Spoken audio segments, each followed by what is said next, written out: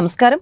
Amaravati news కి స్వాగతం. ఈనాటి వార్తా విశేషాలు. ప్రపంచమంతా భారత్ వైపు చూస్తుందని ఏపీ సీఎం చంద్రబాబు అన్నారు. భవిష్యత్తు అంతా భారతీయులేదని తెలియజేశారు. మెడ్రాస్ ఐఐటీలో నిర్వహించిన all India research scholars summit 2025 కార్యక్రమానికి ఆయన ముఖ్య అతిథిగా హాజరై మాట్లాడారు. ఆర్థిక సంస్కరణలు దేశ ముఖ చిత్రాన్ని సమూలంగా మార్చేశాయని చెప్పారు. ఈ సందర్భంగా చంద్రబాబు ఐటీ రంగం సాధించిన పురోగతి గురించి వివరించారు. మనమంతా కృషి చేస్తే త్వరలోనే ప్రపంచంలో భారత్ అగ్రస్థానానికి చేరుకుంటుందని తెలిపారు. Among the top largest world economies, India has exhibited the highest growth in GDP. 3 out of present top 4 economies have been a decent GDP growth rate. 2014, India is at 10th place. 2021, we are in the 5th place. Next year, 2026, we will be 4th place. 28, we will be in 3rd place. If all of us will work hard, India will become number 1 or 2 in 2047. It is going to happen. Future is for India. Nobody can, as on today, if you see in America, highest per capita income in America is Indians, American Indians. American natives are getting 50% of Indians. Every country as on today you have reached highest per capita income. In the near future, India will be most influential people in the world. 65% of Indians have used generative AI compared to 31% globally.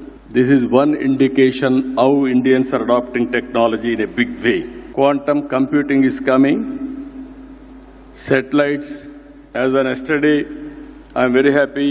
IIT, I came here as a student to see what they are doing and learning. In my life, I am saying always, learning is a continuous process for anybody. If you learn, you will grow. If you stop learning, then you will diminish. If you see 25% of S&P 500 companies have Indian origin board members. And also, if you see GCCs, 10 to 15% belongs to Indians. And also over 30,000 CXO level Indian professionals are leading global business functions.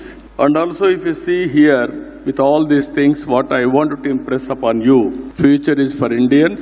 By 2047, if you can continue this momentum, India will become number 1 or 2 in the world. If we can migrate 20 to 30 crores in the near future to different countries to meet the demands or to do services for them, you can see the economy. British came to India at that time in the name of business, then they conquered political power. But don't do that. In the name of service, you migrate. And you will become leaders in corporate governance and public governance. AP వ్యాప్తంగా 47 market కమిటీలకు చైర్మన్లను కూటమి ప్రభుత్వం ప్రకటించింది. మొత్తం సభ్యులతో కలిపి 705 nominated పదవులను భర్తీ చేసింది. అభ్యర్థుల ఎంపిక కోసం ప్రజాభిప్రాయ సేకరణ చేపట్టారు. తాజాగా ప్రకటించిన 77 ఏఎంసీ చైర్మన్ పదవుల్లో 37 తెలుగుదేశం, 8 జనసేన, 2 బీజేపీ నాయకులకు దక్కాయి. త్వరలోనే మిగతా మార్కెట్ కమిటీల చైర్మన్లను ప్రకటించనున్నారు. యూకేలో విద్యను అభ్యసిస్తున్న అఖిల్ చిన్న వయసు నుంచే టెక్నాలజీ రంగంలో అద్భుత ప్రతిభ కనపరుస్తున్నాడు. మైక్రోసాఫ్ట్ ధృవీకరించిన అజ్యూర్ డేటా సెక్యూరిటీతో పాటు ఆర్టిఫిషియల్ ఇంటెలిజెన్స్ ఫౌండేషన్ కోర్సులో సర్టిఫికెట్లు పొందాడు. యూకే నిర్వహించిన పలు టెక్ సమ్మిట్లలో పాల్గొన్నాడు. అమరావతిలో జరగనున్న సమాచార సాంకేతిక అభివృద్ధిలో భాగస్వామి అయ్యేందుకు అఖిల్ ఆసక్తి చూపించడంతో గతంలో మంత్రి లోకేష్ హామీ ఇచ్చారు. ఇచ్చిన మాట ప్రకారం అఖిల్ ను కలిశారు. టెక్నాలజీలో అద్భుత ప్రతిభ కనపరుస్తున్న ఆ చిన్నారిని ఈ సందర్భంగా మంత్రి లోకేష్ అభినందించారు.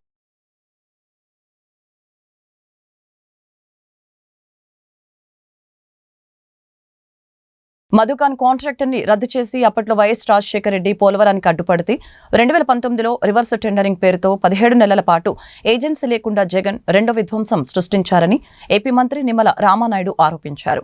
2014-2019 మధ్య కాలంలో పోలవరం ప్రాజెక్టుని పట్టాలెక్కించి చంద్రబాబు 72% పనులు పూర్తి చేశారని చెప్పారు.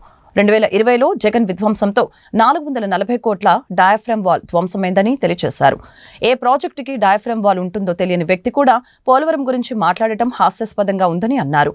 పోలవరం ఎప్పటికి పూర్తవుతుందో చెప్పలేమన్న మాజీ మంత్రి అంబటి రాంబాబుకి ఆ ప్రాజెక్టు గురించి మాట్లాడే నైతిక అర్హత ఉందా అని నిలదీశారు. 2020 ఆగస్టు వరదలకి డయాఫ్రమ్ వాల్ పోతే అసలు డయాఫ్రమ్ వాల్ ఉందో లేదో తెలియకుండా నాటి ముఖ్యమంత్రి అసెంబ్లీలో మాట్లాడారని గుర్తు చేశారు. పోలవరం కుడి ఎడమ కాల్వల నీటి సామర్థ్యం తగ్గించి ఉత్తరాంధ్రకు రాయలసీమకు ద్రోహం చేసిన వ్యక్తి జగన్ అని ఆరోపించారు. జగన్ ముఠ సైంధవుల్లా పోలవరం పురోగతికి అడ్డుపడుతూ అబద్ధాలు ప్రచారం చేస్తే ప్రజలే బుద్ధి చెబుతారు అని నిమ్మల మండిపడ్డారు. జగన్మోహన్ రెడ్డి ప్రభుత్వం వచ్చి రివర్స్ టెండరింగ్ అని పేరు చెప్పి 18 నెలలు ఆ పోలవరం దగ్గర ఏజెన్సీ లేకుండా చేసి, పోలవరం దగ్గర అధికారులు లేకుండా చేసి 2020 ఆగస్టులో వచ్చినటువంటి వరదలకు ఆ డయాఫ్రమ్ వాలే మరి ధ్వంసం అయిపోయినటువంటి పరిస్థితిలో పోలవరాన్ని ప్రశ్నార్థకం చేసినటువంటి వ్యక్తి జగన్మోహన్ రెడ్డి కాదా అని చెప్పి ఈ సభాపూర్వకంగా మీ అందరినీ కూడా అడుగుతున్నా. పోలవరం చరిత్రలో 41.15, 45.72 ఫస్ట్ ఫేసు, సెకండ్ ఫేసు ఎవరు తీసుకొచ్చారు? 2019 ఎన్నికలకు ముందు అసలు ఈ ఫేజ్ 1 అని, ఫేజ్ 2 అని కానీ, 41 కానీ, 45 కానీ ఎక్కడైనా ఉందా? నీరు సుడులు తిరిగి 50 నుంచి 100 అడుగులు ఏదైతే ఆ యొక్క డయాఫ్రమ్ వాల్కు ముందున్నటువంటి శాండ్నంతా కూడా మరి లేపేసి అగాధాలు పెట్టడమే కాకుండా అక్కడ గ్యాప్ 1లో నేచురల్ గా ఉన్నటువంటి 250 మీటర్ల బండ్ కూడా 150 మీటర్లు మీ నిర్వాకానికి కొట్టుకుపోయినటువంటి పరిస్థితి. పోలవరానికి ఇంత విధ్వంసం చేసి మరి ఇంత నాశనం చేసి పోలవరాన్ని ప్రశ్నార్థకం చేసినటువంటి మీరు ఈరోజు పోలవరం గురించి, చంద్రబాబు నాయుడు గురించి మాట్లాడేటువంటి నైతిక అర్హత మీకు ఎక్కడుందని చెప్పి ప్రశ్న. గుంటూరు పశ్చిమ నియోజకవర్గాన్ని మోడ్రన్ ప్రాంతంగా తీర్చిదిద్దుతామని ఎమ్మెల్యే గల్లా మాధవి తెలిపారు. గుంటూరు శంకర్ విలాస్ ఫ్లైఓవర్ బ్రిడ్జి పునర్నిర్మాణ పనులు ప్రారంభమైన నేపథ్యంలో ట్రాఫిక్ డైవర్షన్ తో పాటు నైట్ ఫుడ్ కోర్టు ఏర్పాటు కోసం అరండల్పేట 4వ లైను, పిచ్చికలగుంట ప్రాంతాలను ఎమ్మెల్యే గల్లా మాధవి, గుంటూరు నగర కమిషనర్ పోలీస్ శ్రీనివాసులు శుక్రవారం పరిశీలించారు. ఈ సందర్భంగా MLA Galla Madhavi commissioner police శ్రీనివాసులతో కలిసి మీడియాతో మాట్లాడారు. ట్రాఫిక్ రద్దీ తగ్గించేందుకు ప్రత్యామ్నాయ మార్గాలను పరిశీలిస్తున్నట్లు తెలిపారు. రోడ్డు ఆక్రమణలు తొలగించి చిరు వ్యాపారులకి నిర్దేశిత ప్రాంతాలలో వ్యాపారం చేసుకునేలాగా ఏర్పాట్లు చేస్తామని చెప్పారు. ఫుడ్ కోర్టు విషయంలో అందరి సలహాలు తీసుకుని ఎవరికి ఇబ్బంది లేకుండా కొద్ది రోజుల్లోనే ఏర్పాటు చేస్తామని అన్నారు. ఈ కార్యక్రమంలో కూటమి నాయకులు పాల్గొన్నారు. రానున్న రోజుల్లో శంకర్ విలాస్ ఫ్లైఓవర్ బ్రిడ్జ్ ఏర్పాటు చేసుకుంటున్నాం. ఇప్పటికే డిమాలిషన్ వర్క్స్ అన్ని జరుగుతా ఉన్నాయి. దాని క్రమంలో ఫ్లైఓవర్ ని వేసుకునే పరిస్థితుల్లో ఇంటర్నల్ రోడ్స్ మీద రేపొద్దున ట్రాఫిక్ అనేది చాలా ప్రెషర్ పడిపోతా ఉంది. కాబట్టి ఈ రోడ్లన్నీ కూడా వైడ్ చేసుకోవాల్సిన అవసరం చాలా ఉంది. ఈ నేపథ్యంలోనే ప్రతి ఇంటర్నల్ రోడ్ ని సందర్శించడం, దాని మీద ఉన్న ఎంక్రోచ్మెంట్స్ మీద దృష్టి పెట్టడం, దాని వైడ్ ఎలాగా ఏ మేరకు చేసుకోవచ్చో చూడటం, ఇవన్నీ మేము ఇందులో భాగంగా గౌరవ కమిషనర్ గారితో కలిపి విస్తృతంగా పర్యటించడం జరుగుతా ఉంది. అండ్ ఇంకొకటి ఏంటంటే, ఎప్పటి నుంచో ప్రజల చిరకాల వాంఛ ఇక్కడ నైట్ ఫుడ్ కోర్ట్స్ ని ఏర్పాటు చేస్తే బాగుంటుంది, ఇక్కడ హాస్టలర్స్ పిల్లలు ఎక్కువగా ఉన్నారు, నైట్ ఉద్యోగస్తులు కూడా ఎక్కువ మంది ఉంటున్నారు అన్న ఒక ఆలోచనతో నైట్ ఫుడ్ కోర్ట్స్ ని ఏర్పాటు చేయాలి అని చెప్పి భావించడం జరిగింది. అయితే రీసెంట్ గా బ్రాడీపేట 4వ లైన్ వెళ్లి సందర్శించారు. దానికంటే కూడా ఈ యొక్క 4th లైన్ చాలా వైడ్ గా ఉంది, ఇబ్బంది లేకుండా ఉంటది అన్న నేపథ్యంలో రైల్వే స్టేషన్ కూడా దగ్గరగా ఉంది. అదే విధంగా మనకి 1 టౌన్ కనెక్టివిటీ కూడా చాలా ఈజీగా ఉంటది ఈ రోడ్ అయితే అన్న ఒక ఆలోచనతో మళ్ళీ ఇటువైపు ఒకసారి వచ్చి చూద్దామన్న ఆలోచనతో ఈ రోజు కమిషనర్ గారు నేను రావడం జరిగిందండి. ఎప్పటి నుంచో కోరుకుంటున్న నైట్ కోర్ట్స్ ని ఫాస్ట్ గా ఏర్పాటు చేసుకుని ప్రజలందరికీ ఆహ్లాదభరితమైన ఒక ఎన్విరాన్మెంట్ మన గుంటూరులో క్రియేట్ చేయాలన్నదే ఇక్కడ మోటో ప్రతి ఒక్కరిది కూడా. అండ్ అదే విధంగా నైట్ కోర్ట్స్ కూడా చాలా హైజీనిక్ గా, ఆథెంటికేటివ్ గా ఉండే విధంగా కూడా ప్రయత్నం చేయబోతూ ఉన్నాము. ప్రతి ఒక్క స్టాల్ యూనిక్ గా ఉండేటట్టు అండ్ నైట్ తెచ్చుకొని మళ్ళీ వర్క్ అయిపోగానే వెళ్ళిపోయేటట్టు. అండ్ దాని తాలూకు ఏదైనా మనకి గార్బేజ్ గానీ శానిటేషన్ గానీ ప్రాబ్లం వస్తే 4-5 లోపు, అంటే మళ్ళీ ప్రజలు మేల్కొనే లోపు దాన్ని క్లియర్ చేసుకునేటట్టుగా ఆర్గనైజ్డ్ వేలో ఈ యొక్క స్టాల్స్ ఎస్టాబ్లిష్ చేసుకోవాలి అని చెప్పి కోరుకుంటున్నాము. అదేవిధంగా అన్ని వెరైటీలతో మనకి తెలుసు గుంటూరు అంటేనే ఫుడ్ కి చాలా ఫేమస్ కాబట్టి అన్ని వెరైటీలతో మనం ఇక్కడ ఏర్పాటు చేసుకొని ఇటు స్ట్రీట్ వెండర్స్ ని ఎంక్రోచ్మెంట్ ప్రాసెస్ లో సైడ్ లో ఉన్న స్ట్రీట్ వెండర్స్ అందరినీ తీస్తున్న పరిస్థితి కూడా మనకి కాన్స్టిట్యున్సీ వైడ్ గా జరుగుతుంది. వాళ్ళందరినీ కూడా ఈ నైట్ ఫుడ్ కోర్ట్స్ లో అకామిడేట్ చేయొచ్చు. ఎవరిని కూడా వాళ్ళ జీవనోపాధిని మనం తీసేయాలి అనే ఆలోచన ఉండదు కాబట్టి ఒక జోన్స్ లాగా ఏర్పాటు చేసుకోవడమో లేదా నైట్ స్ట్రీట్ ఫుడ్స్ ఏర్పాటు చేసుకుని వాళ్ళని అక్కడ అకామిడేట్ చేయడమా అన్నది ఆలోచిస్తా ఉన్నాము. సో ఆ నేపథ్యంలోనే ఇవాళ ఇలా రావడము అన్ని పర్యవేక్షించడం జరిగింది. రానున్న శ్రీరామనవమికి కానీ లేదా అంతకంటే ముందే ఈ యొక్క నైట్ స్ట్రీట్ ఫుడ్స్ ని స్టార్ట్ చేయాలి అని చెప్పారు. మరి చాలా కాలం నుంచి ప్రజల ఆకాంక్షిస్తున్నారు. అట్లనే గౌరవ ఎమ్మెల్యే గారు శ్రీమతి ఎల్లా మాధవ్ గారు కూడా చాలా కాలం నుంచి గుంటూరు వెస్ట్ లో ఒక నైట్ ఫుడ్ స్ట్రీట్ పెట్టాలని చెప్పేసి ఆలోచన ఉన్నారు. సో దీనిలో భాగంగా మనం ఇప్పటికే Brodipet port line, Arundelpet port line, తర్వాత ఈ రోడ్డు మన పిచ్చికలగుంట రోడ్డు, ఈ మూడు కూడా ఆప్షన్స్.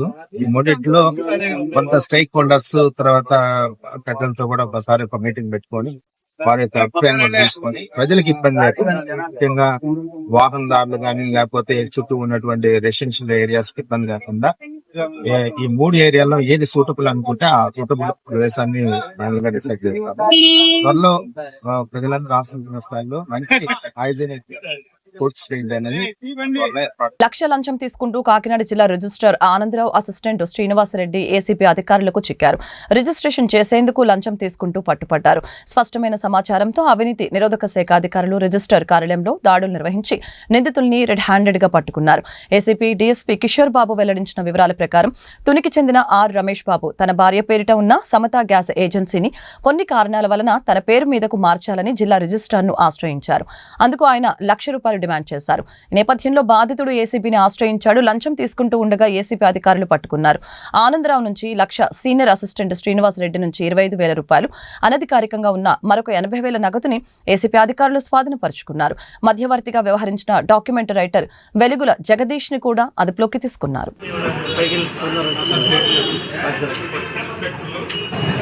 ఆమె 2001 నుంచి ఆమె సోల్ ప్రాపరేటర్షిప్గా ఆమె నిర్వహిస్తున్నారు. ఆమె ఒక్కరే నిర్వహించలేకపోతున్నారు కాబట్టి ఆమె యొక్క హస్బెండ్ అయిన రమేష్ బాబు గారు కూడా అందులో పార్ట్నర్షిప్గా చేరాలనే ఉద్దేశంతో పార్ట్నర్షిప్ రాయించుకొని పార్ట్నర్షిప్ డీడ్ రిజిస్టర్ చేసుకోవడానికి డిస్ట్రిక్ట్ రిజిస్టర్ కాకినాడ గారికి అది సబ్మిట్ చేయడం జరిగింది. సబ్మిట్ చేసిన తర్వాత ఆ డిస్ట్రిక్ట్ రిజిస్టర్ కాకినాడ గారు దాన్ని రిజెక్ట్ చేయడం జరిగింది, ఒక ప్రాపర్ రీజన్ మెన్షన్ చేయకుండా. ఆ తర్వాత రిజెక్ట్ చేసిన తర్వాత ఎవరైతే ఈ రమేష్ బాబు గారు ఉన్నారో అతను అప్రోచ్ అయ్యి, సార్ మా పార్ట్నర్షిప్ డీడ్ ఎందుకు రిజెక్ట్ చేయడం జరిగింది అని అడగగా ఎవరైతే డిస్ట్రిక్ట్ రిజిస్టర్ గారు అక్కడ పనిచేస్తున్న శ్రీనివాసరెడ్డి గారు, సీనియర్ అసిస్టెంట్ శ్రీనివాసరెడ్డి, వీళ్ళిద్దరూ కూడా రమేష్ బాబు అనే కంప్లైంట్ని 1 lakh డిమాండ్ చేశారు. ఏదైతే 1 lakh డిమాండ్ చేశారో అది ఇవ్వడానికి ఇష్టం లేకపోవడం వల్ల రమేష్ బాబు గారు మమ్మల్ని అప్రోచ్ అయ్యారు. ఈరోజు మేము ఏదైతే ఈ డిస్ట్రిక్ట్ రిజిస్టర్లో ప్లాన్ చేసి వాళ్ళందరినీ, ఎవరైతే district register Anandarao, senior assistant Srinivasareddy, ఈ మనీ అనేది ఏదైతే 1 lakh ఉందో వాళ్ళని వెలుగుల జగదీష్ అనే అసిస్టెంట్ డాక్యుమెంట్ రైటర్ గారికి ఇవ్వమన్నారు. యాక్చువల్గా అసిస్టెంట్ డాక్యుమెంట్ రైటర్ నుంచి మనీ రికవరీ చేయడం జరిగింది. ఈ ముగ్గురిని వైసీపీ నేత వల్లభనేని వంశీకి మరొకసారి షాక్ తగిలింది. కన్నవరం టీడీపీ కార్యాలయంలో టీడీపీ ఆపరేటర్ సత్యవర్ధన్ కిడ్నాప్ కేసులోనూ ఆయనకు చుక్కెతిరింది. వంశీ దాఖలు చేసిన బెయిల్ పిటిషన్ ని విజయవాడ SC/ST కోర్టు కొట్టివేసింది. వంశీకి బెయిల్ మంజూరు చేసి సత్యవర్ధన్ కి ప్రాణహాని ఉందని బాధితుడి తరపు న్యాయవాదులు కోర్టుకి వివరించారు. నిందితుడి నుంచి మరిన్ని వివరాలు రాబట్టాల్సి ఉందని తెలిపారు. ఇప్పటికే వంశీని రిమాండ్కు తీసుకున్నందువలన బెయిల్ మంజూరు చేయాలని అతడి తరపు న్యాయవాదులు కోర్టుకి విజ్ఞప్తి చేశారు. వాదనలు విన్న న్యాయస్థానం వంశీ బెయిల్ పిటిషన్ ని కొట్టివేసింది. మరొకవైపు గన్నవరం టీడీపీ కార్యాలయంపై దాడి కేసులోనూ Vijayawada CID court Vamshi bail petition ని గురువారం కొట్టివేసిన సంగతి తెలిసిందే. ఏప్రిల్ 9 వరకు రిమాండ్ పొడిగిస్తూ న్యాయస్థానం తాజాగా ఆదేశాలు జారీ చేసింది.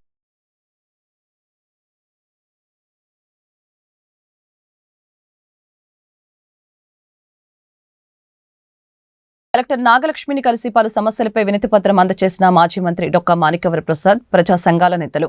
అనంతరం మీడియాతో మాట్లాడిన మాజీ మంత్రి డొక్కా మాణిక్యవర ప్రసాద్ రాష్ట్ర ప్రభుత్వం ప్రవేశపెట్టిన P4 కార్యక్రమాన్ని స్వాగతిస్తున్నామని చెప్పారు. పేదల పట్ల ప్రభుత్వం తీసుకునే అన్ని అభివృద్ధి పనుల్లో మేము కూడా ఉంటామని ఈ సందర్భంగా తెలియజేశారు. వర్గీకరణ అంశంపై ఎంతో మంది తమ ఆరోగ్యం, అవసరాలను త్యాగం చేసి కొందరు ప్రాణాలు కోల్పోయారని తెలియజేశారు. వారందరికీ కూడా P4లో ఉపాధి అవకాశాలు కల్పించాలని కోరామని తెలియజేశారు. ప్రజా సంఘాల నాయకులు వినయ్ కుమార్ గారు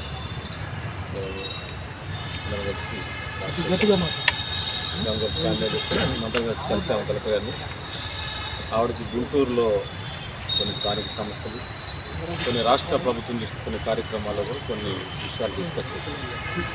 ఏదేమైనా రాష్ట్ర ప్రభుత్వం ముఖ్యమంత్రి చంద్రబాబు నాయుడు గారు చేపట్టిన, రేపు ఉగాది నుంచి చేపట్టిన P4 కార్యక్రమాన్ని మేము స్వాగతిస్తున్నాం. P4 కార్యక్రమం ద్వారా 20 లక్షల మంది పేదల్ని మానిటర్ చేస్తాము. వాళ్ళు పేదరికం నుంచి ఏ విధంగా బయటపడాలి, ఈరోజు కుటుంబాలనే విషయాన్ని ఒక ప్రోగ్రాం తీసుకున్నందుకు రాష్ట్ర ప్రభుత్వానికి, ముఖ్యమంత్రి గారికి ప్రత్యేక ధన్యవాదాలు తెలియజేస్తాం.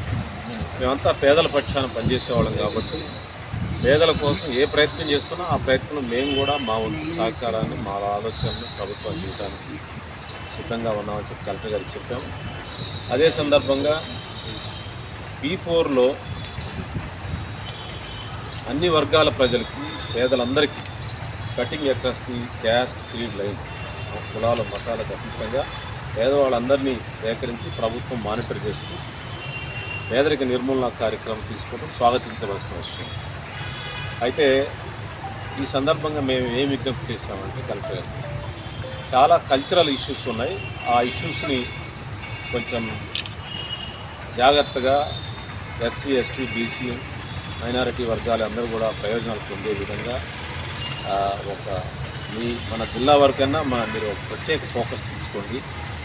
ముఖ్యమంత్రి గారు కూడా తెలియజేయండి, మీ ద్వారా చెప్తా ఉన్నాము. ఆ కార్యక్రమాల్లో అన్ని వర్గాలు రిప్రజెంట్ చేసే విధంగా, వాళ్ళందరూ ఎదిగే విధంగా, ఆ పేదరికం నుంచి వాళ్ళు బయటపడే విధంగా ఆ P4లో మేమందరం కూడా పార్టిసిపేట్ చేస్తాము. మీరు కూడా, ప్రభుత్వం కూడా మమ్మల్ని వాడుకోవాలని చెప్పి విజ్ఞప్తి చేస్తాం. అదే సందర్భంగా ఇప్పుడు దళితుల మధ్య సమస్య, వర్గీకరణ సమస్య చట్టరూపేణ వస్తూ ఉంది. అది రేపు ఏం జరగాలో జరుగుతాం. అయితే ఈ 30 సంవత్సరాలు, ఈ వర్గీకరణ ఉద్యమం 30 సంవత్సరాలు పనిచేసిన ఇటు మాల మహానాడు, మాల కార్యకర్తలు, మాదిగ దండోరా పనిచేసిన మాదిగ కార్యకర్తలు చాలామంది తమ విద్యా వయసుని, తమ ఆరోగ్యాన్ని ఆ ఉద్యమంలో తిరుగుతూ మరి కుటుంబాలని సరిగా చూడలేక ఏదో ఒక ఇన్స్పిరేషన్తో మరి గ్రౌండ్ లెవెల్లో పనిచేస్తూ ప్రజల్ని సమీకరిస్తూ అనేక ఉద్యమాలు చేశారు. ఇటు మాదిగ దండోరా ఉద్యమంలో పనిచేశారు, చాలామంది త్యాగాలు చేశారు, ప్రాణాలు కోల్పోయారు. అదేవిధంగా మాల మహాల్లో కూడా చాలామంది పనిచేశారు, ప్రాణాలు కోల్పోయారు. వాళ్ళందరికీ కూడా మీరు P4లో చేస్తారో లేకపోతే ప్రభుత్వం కార్పొరేషన్స్ ద్వారా ఏదన్నా. కేంద్రంలో, రాష్ట్రంలో ప్రజా సమస్యల్ని పట్టించుకొని ప్రభుత్వాలు పరిపాలన చేస్తున్నాయని సిపిఐ గుంటూరు జిల్లా కార్యదర్శి జంగల అజయ్ కుమార్ మండిపడ్డారు. గుంటూరులోని సిపిఐ కార్యాలయంలో ఏర్పాటు చేసిన మీడియా సమావేశంలో ఆయన మాట్లాడారు. అభివృద్ధి, సంక్షేమం అని చెబుతున్న ప్రభుత్వాలు ఆచరణలో మాత్రం శూన్యమని ఎద్దేవా చేశారు. రేషన్ కార్డు ఆధార్తో అనుసంధానం చేసే ప్రక్రియను ఏప్రిల్ నెలాఖరు వరకు పొడిగించాలని ఈ సందర్భంగా తెలియజేశారు. వక్ఫ్ భూముల సవరణ చట్టాన్ని సిపిఐ వ్యతిరేకిస్తుందని అన్నారు. అలాగే మిర్చి రైతుల్ని ప్రభుత్వం ఆదుకొని మద్దతు ధర 27,000 రూపాయలు ఇవ్వాలని డిమాండ్ చేశారు. మాదక ద్రవ్యాల నియంత్రణను కట్టడి చేయాలని, యువతను వాటి నుంచి కాపాడాలని కోరారు. చట్టాన్ని నిర్వీర్యం చేస్తూ చట్టాన్ని తేపోతారు. దీన్ని వ్యతిరేకిస్తూ ఇప్పటికే కమ్యూనిస్ట్ పార్టీ తన వాణి వినిపించింది. తమిళనాడులో స్టాలిన్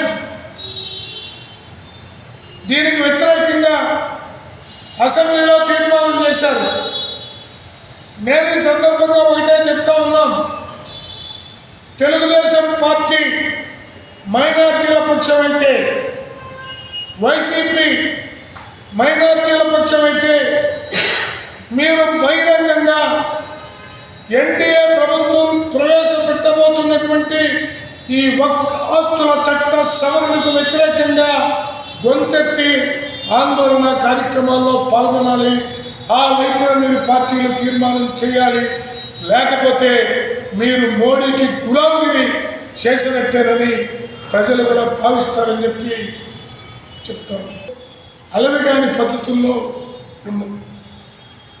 మొత్తం కోల్డ్ స్టోరేజ్ మిర్చి పండుతోటి నిండిపోయింది. అప్పుల భారాన్ని తట్టుకోలేక ఆత్మహత్య శరణ్యం అనేటటువంటి స్థితిలో దారుణంగా మిర్చి రైతు కన్నీరు మున్నీరుగా వినిపిస్తూ ఉన్నారు. ఈ ప్రభుత్వం వైపు నుంచి మద్దతు ధర కనీసం 20,000 ఇవ్వాలని రైతు సంఘాలు డిమాండ్ చేసినాయి, కమ్యూనిస్ట్ పార్టీలు డిమాండ్ చేసినాయి. గుంటూరు నగరంలో, జిల్లాలో, అసలు రాష్ట్ర వ్యాప్తంగానే గత ప్రభుత్వంలో కానీ ఈ ప్రభుత్వంలో కానీ గంజాయి, హెరాయిన్, కొకాయిన్ బారిన పడి యువత ఒకవైపు నిర్వీర్యమైపోతుంటే మరోవైపున ఆ తిక్కలో ఏమీ తెలియక ఇష్టం వచ్చినట్టు ర్యాష్ డ్రైవింగ్లు, యాక్సిడెంట్లు 11 దాటితే ప్రధాన రహదారుల్లో కూడా ఆడపిల్లలు కాదు సాధారణ పౌరులు కూడా ప్రయాణించలేని దుస్థితి ఏర్పడింది. గుంటూరు ఎస్పీకి ఫిర్యాదు చేసిన ఫిరంగిపురం శాంతినగర్కు చెందిన గేరా నిఖిల్, అతని తల్లిదండ్రులు. అనంతరం వారు మీడియాతో మాట్లాడారు. గత కొంతకాలంగా ఫిరంగిపురం శాంతినగర్ కాలనీలో స్థల వివాదం నెలకొంది. శాంతినగర్ స్థల వివాదంలో జరిగిన ఘటనపై తనకు రక్షణ కల్పించాలని కోరారు. గత 2 రోజుల క్రిందట గుంపుగా కొందరు వ్యక్తులు గొడవకి రావడంతో పోలీసులకు ఫోన్ చేశామని చెప్పారు. సీఐ రవీంద్రకు మేము ఫోన్ చేయడంతో ఘటనా స్థలానికి వచ్చారని వెల్లడించారు. గుంపుగా ఉన్న వ్యక్తులు మొత్తం ఒక్కసారిగా సీఐ రవీంద్రను నెట్టుకుంటూ వెళ్లారని తెలిపారు. తోపులాటలో కింద పడిన తుపాకీని సీఐ రవీంద్ర చేతితో తీసుకున్నారని చెప్పారు. తమకు రక్షణ కల్పించాలని డీఎస్పీని కోరామని తెలియజేశారు. 2 రోజుల క్రితం మా ఇంటి మీదకి ఒక 500 కుటుంబాలు కలిసి మా ఇంటి ఒక్కళ్ళ మీదకే వచ్చారు. మా స్థలం 5.5 సెంట్లు. అది ఏ విధంగా అయితే పూర్వం మా తాత వాళ్ళది 150 సంవత్సరాల నుంచి మేము అక్కడే ఉంటున్నాము. మా తాత నుంచి వాళ్ళ కొడుకు నుంచి మా నాన్న నుంచి మాకు వచ్చింది ఆ స్థలము. అది మా పేరు మీద రిజిస్ట్రేషన్ చేశారు. మా మీద కక్ష ఉన్న వాళ్ళందరూ కలిసి ఆ స్థలం ఎలా అయినా చేయాలని చెప్పి 4 నెలల క్రితం ఎంఆర్ఓ గారికి, పంచాయతీ సెక్రటరీ గారికి, కలెక్టర్ గారికి పిటిషన్ పెట్టారు. అది వచ్చి వాళ్ళందరూ దాన్ని సర్వే చేయగా మేము మా డాక్యుమెంట్స్ చూపిస్తే డాక్యుమెంట్స్ ఉన్నాయమ్మా అని చెప్పి అది వాళ్ళదే అని చెప్పి వాళ్ళు చెప్పేశారు. కానీ వాళ్ళు లీగల్గా వెళ్తే అవ్వట్లేదని చెప్పి ఎలా అయినా కానీ దాడి చేసి తీసుకోవాలని చెప్పి చూశారు. మా మీదకు దాడికి దిగి దానికి ముందు వాళ్ళు మమ్మల్ని డబ్బులు అడిగారు. జెడ్పీటీసీ సురేష్, కాకి రామారావు, నూతలపాటి ఫ్రాన్సిస్, నూతలపాటి ఆరోగ్యం వీళ్ళందరూ కలిసి మమ్మల్ని డబ్బులు అడిగారు. గోపాలరావు విఆర్ఏ కూడా, పసల గోపాలరావు విఆర్ఏ అతను, వాళ్ళందరూ కలిసి మమ్మల్ని డబ్బులు అడిగారు. కానీ మా దగ్గర డబ్బులు లేక మేము ఇవ్వలేదు. దాంతో వాళ్ళు మా ఇంటి మీదకి అందరికీ ఒక 200 మందికి అందరం తీసుకొని ఉసిగలిపి మా మీదకి పంపారు. అందరికి మందు తాగిచ్చి వాళ్ళందరూ పొలుగులు తీసుకొని మా మీదకి వచ్చారు. అంతలోకి మేము పోలీసులకి రిపోర్ట్ ఇచ్చాము, ఫోన్ చేశాము. పోలీసులు రాగా వాళ్ళందరూ పోలీసులు రాకముందే వస్తే రాని వాళ్ళు ఏం చేస్తారు, వాళ్ళని కూడా కొడతాము, మమ్మల్ని ఏం బీకలేరు, ఊరందరూ కలిసి కొడితే ఎవరైనా ఏం చేస్తారని చెప్పారు. దాంతో మేము పోలీసులు వస్తున్నారు అనగా మా మీదకి పొలుగులు తీసుకొని రమేష్, బాలస్వామి, ప్రసాద్, అనిల్ వీళ్ళందరూ మా మీదకి వచ్చారు. అంతలోకి పోలీసులు రాగా సిఐ గారు వచ్చి దిగి ఒక్క మాట కూడా మాట్లాడలేదు. సిఐ గారు అమ్మ ఇట్లా లీగల్గా చేసుకోవాలి ఏదన్నా కానీ ఇట్లా ఇంటి మీదకి దొమ్మికి రాకూడదని చెప్పి అన్నారు. అంతే, ఒక్క మాట అనగా అందరు కలిసి తాగి సిఐ డౌన్ అంటూ సారుని నెట్టుకుంటా కాలువలోకి నెట్టారు. ఆ కాలువలోకి పడడంతో ఆ రోడ్డుకి గన్ను తగిలి గన్ను కింద పడింది. అది తీసి చేతిలో పట్టుకున్నారు. అంతే, దాంతో వాళ్ళందరూ కలిసి గన్ను తీసి మా గురి పెట్టారని చెప్పి చెప్పడం అయింది. ఆ రోజు ఒకవేళ సిఐ గారు రాకపోతే మమ్మల్ని చంపేసేవాళ్ళేమో. మమ్మల్ని సిఐ గారు వచ్చి కాపాడారు. దానికి ముందు ఒక 4 నెలల 5 నెలల క్రితం మీరు ఇప్పుడు ఇక్కడ దేనికి వచ్చారు? మాకు రక్షణ కల్పించాల్సిందిగా పోలీసు వారిని అడుగుదామని చెప్పి ఎస్పీ గారి దగ్గరకు వచ్చాం సార్. ఎస్పీ గారికి ఫిర్యాదు చేయడానికి వచ్చాం సార్. వార్తలు ఇంతటితో సమాప్తం. మరొక బులెటిన్లో మళ్ళీ కలుద్దాం. నమస్కారం.